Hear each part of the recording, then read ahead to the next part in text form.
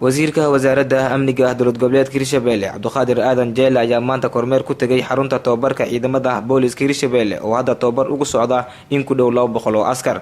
Cabduqaadir Aadan Jeelle wasiirka wasaaradda amniga Hirshabelle ayaa intuu ku guda jiray kormeerkiisa waxa uu kulamo la qaatay macallimiinta ciidamada booliska Hirshabelle wuxuuna kala hadlay sidii loo kordhin lahaa tababarka ciidamadani booliska Hirshabelle maadaama ciidamada hadda tababarka u socda ay yihiin booliskii ugu horeeyay uu maamulka Hirshabelle uu yeesho. ugu horeen macallimiinta bixinaysa tababarka iyo mid kamid ah saraakiisha ciidamada AMISOM ayaa sharaxaad kooban ka bixiyay tababarka ciidankani booliska Hirshabelle. waxaan ahay macallimiinta wax ka barta meeshan ardaydan waxaan mahad gaar ah u celinaynaa macallimiinta AMISOM iyo macallimiinta federaalka ka timid iyo kuwa kale gabigood aad iyo aad ay u mahadsan yihiin.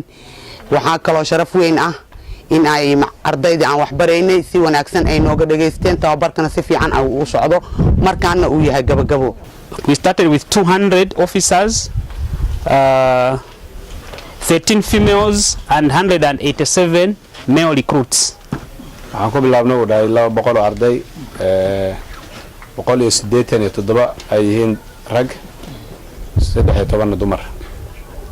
However, in the course of the weeks up to where we are, two male recruits decided not to come back for training. They left and they've been communicated to. So we are a total of 198. dhinaca kale wasiirka wasaaradda amniga iyo dhaqan celinta dowlad goboleedka Hirshabelle ayaa sheegay in wasaaraddiisu ay ku hoolan tahay diyaarinta istiraatiijiyada ay ku shaqeyn lahaayeen ciidamadani maadaama bisha labaad ee sanadkani la qorsheenayo in tababarka loo soo xiro ciidamadan Hirshabelle ay yeelanayso. farxad ay tahay maanta inaan maaragtay soo kormeero ciidankii ugu horeeyay ee boolis uu yeesho dowlad goboleedka Hirshabelle. ciidankaas oo tiradiisu ay tahay 198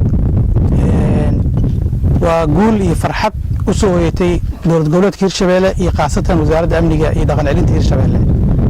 waxaan rajaynaynaa insha Allah sida macallimiinta ay sheegeen sida ugu soo baxdeen maartay koorsooyinkii iyo casharada aad qaadateen iyo sida leedku amaanay in anagana insha Allah marka halkan ka baxaysaan nin walba uu yeesho insha Allah akoon uu maartay mishaarkiisa ugu soo dhici doono inaan sameeyno insha Allah istiraatiiji balaanki ku shaqeyn leedahay ay ku howlgal leedeen.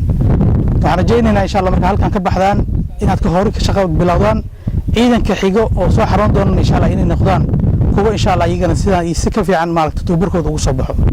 xilliga kula awgiis khudbadeeda maraba insha Allah inaan sii dheereeyo waa ay ka mahad celinayaa insha Allah sida wacan oo waajibaadkiina ugu soo baxdeen guulaysta insha Allah. Assalaamu alaykum. Saada Khalis Manjinawa KTV Jowhar.